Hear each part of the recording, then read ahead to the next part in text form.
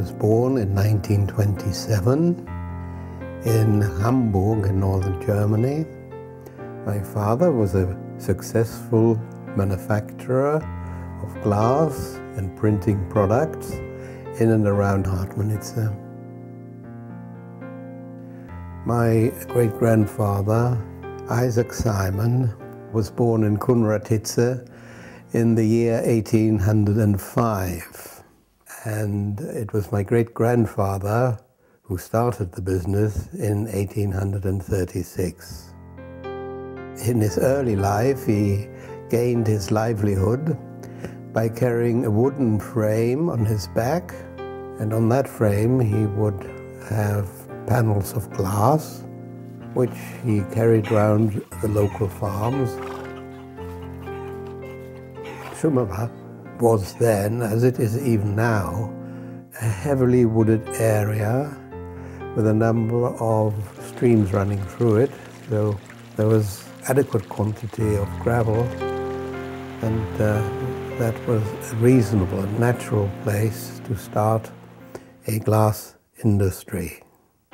The first factory was in Frauenthal, and a second factory was opened in Humo. Both of these factories are 2 to 3 kilometers from Hartmannsitze. Frauenthal is no longer on the map today, and the entire plant was dedicated to the manufacture of polished glass.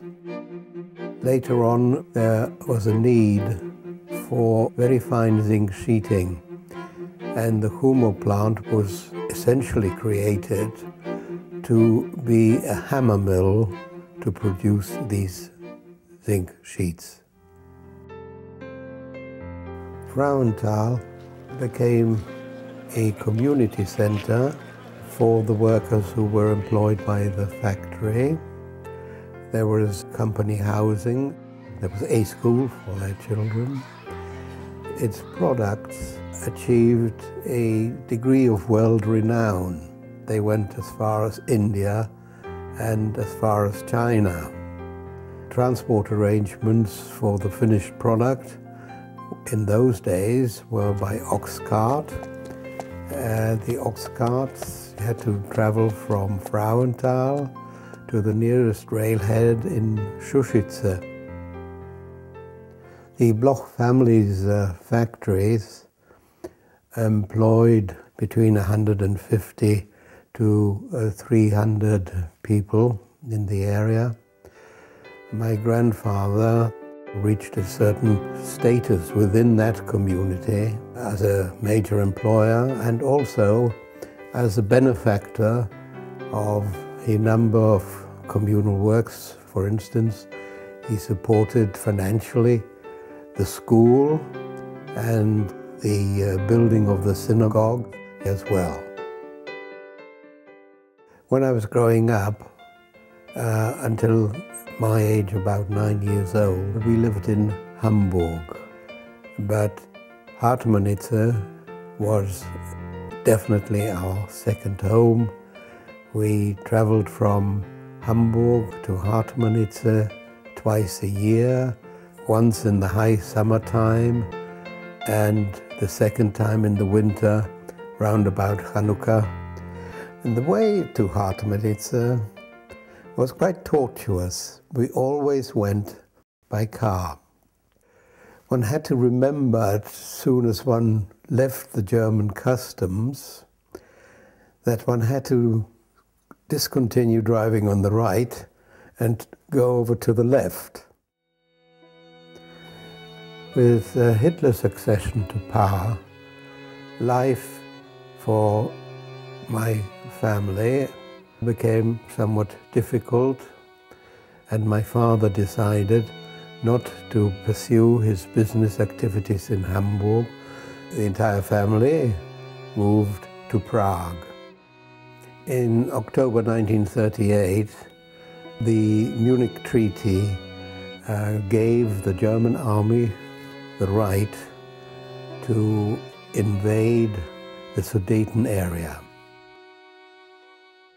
The first incursion was in Železná Ruda, and 7 days later the advance stopped just about 100 meters beyond the gates of Humo. And with that, the Bloch family possessions were dispossessed. After the border was closed, my father salvaged as much of his possessions as he possibly could by evacuating the machinery from the Humo plant with the help, and I must say the heroic help, of the social democratic workers, because all of their activities in this respect were impeded and hindered by the Henleinist factions. After the evacuation, my father entered into negotiation with the Solo factory in Šušice, and they bought the printing plant from my father. It became increasingly obvious that Hitler would not abide by the terms of the Munich Treaty, and that he would continue his advance into the Rump Republic of Czechoslovakia. I was very much aware of the fear that permeated the entire Jewish community in Prague, and before that in Hamburg. Now, in his desperation, my father then traveled to England towards the end of February 1939 to talk to some of his friends. And it is to this friend that we owe our lives, because with his agreement to maintain the family in England, a visa was granted, and we could leave Prague. After the war, a number of my father's former workers contacted him, wrote him letters. I think to some extent he felt in their debt. He was doing well, but most of these people who had been displaced as a consequence of the Beneš decrees were not very well off at all. He arranged for a meeting of all those workers to an afternoon in a beer cellar in Munich. And I think it must have been 50 and more people, former workers of the Bloch establishments, who attended that meeting.